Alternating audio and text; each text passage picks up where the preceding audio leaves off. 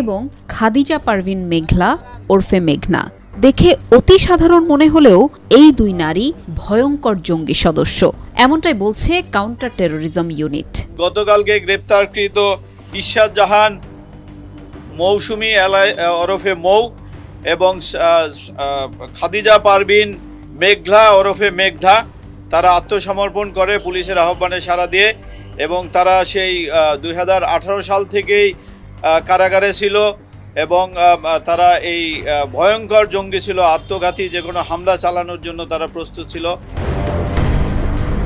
2018 সালের 15 অক্টোবর থেকে টানা 40 ঘণ্টার সেই অপারেশন গর্ডিয়ান নটে তারা গ্রেপ্তার হয়ে বন্দী ছিলেন নরসিংদী জেলার কারাগারে। কোটা সংস্কার আন্দোলনের মধ্যে এই কারাগারেই সহিংসতা হয়। এ সময় সবার প্রথমে মুক্ত করা হয় এই দুই নারী জঙ্গিকে। এরপর তারাই কারাগারে থাকা অপর 7 জঙ্গিকে মুক্ত